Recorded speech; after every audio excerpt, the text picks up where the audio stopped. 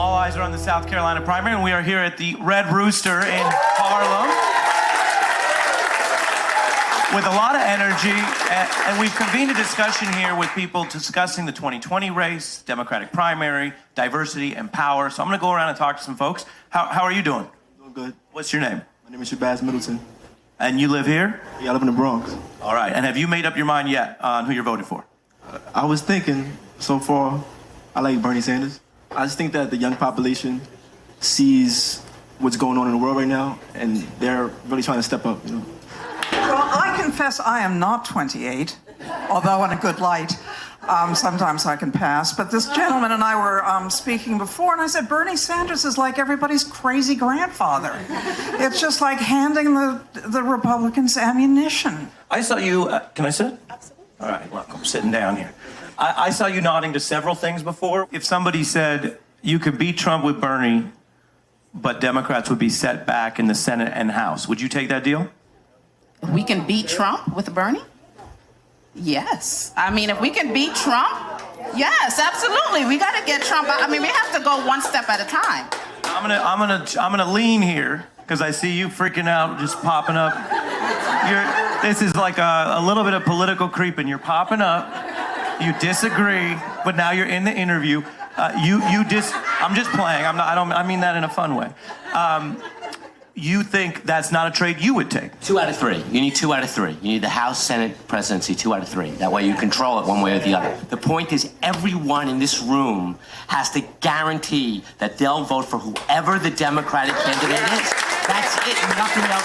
Well, and you're nodding here as well. What are you thinking about all this? Well, you know, it's funny. I'm an outlier. I was a Buttigieg supporter.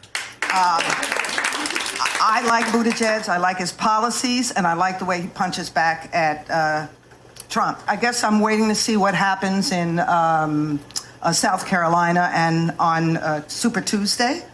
If he has a resurgence, I might be inclined to support him.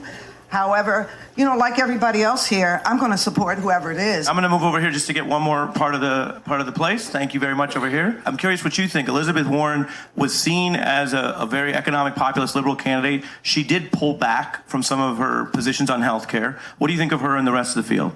I like Elizabeth, and I want to see a woman in the White House for sure. But I also kind of like Bernie. I want to make like a hybrid, like Elizabeth. Elizabeth, yeah. There is a way that sometimes candidates can come together in a presidential campaign. I don't know if you've ever heard about that. What do you think about that? Well, I think Bernie also needs a running mate that is a person of color and a woman.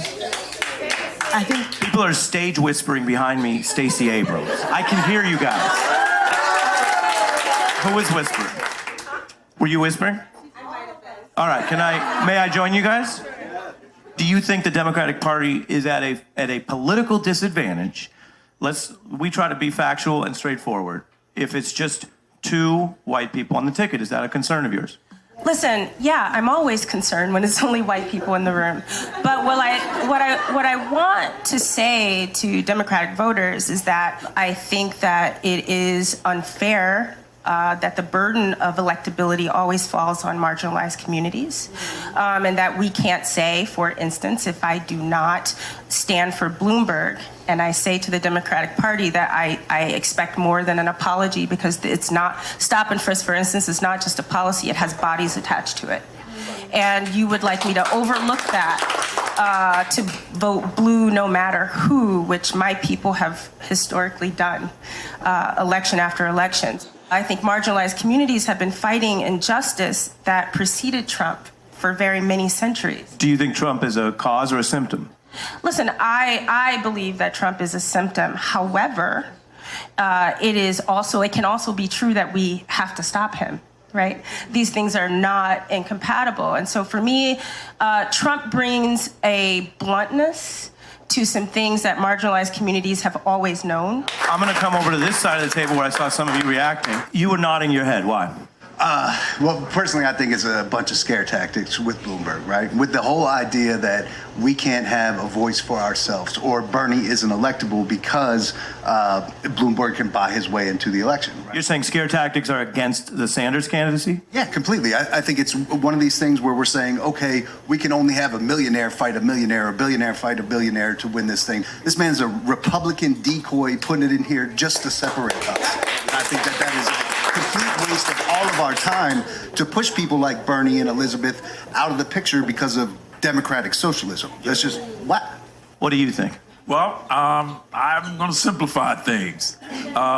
Let he or she who is without sin throw the first stones. And the second part of that is teamwork makes the dream work. And you're open to everyone? I mean, you're open to Sanders, Bloomberg, anyone in between? Absolutely. Let the person without sin. Everybody's talking about everybody who did what, when. There's nobody walking around that hasn't done things. So let's move on. What's the real problem? The Senate is the problem, okay? And the Congress is the problem. Let's not get caught up in this around the block kind of fighting each other. Well, you know I'm going to let him battle back at you here. We good. We good. About it. Listen, I think we do ourselves a disservice, right, to say that we can move on from the trauma that has been caused, right? And if we are not going to hold people accountable, we're only hiring another Trump. We're putting another Trump in office that's going to do a disservice to every marginalized community in this country. Now, that's a strong case, but I have good news for you. In court, it's always better to go last. And you get the last word. I got you.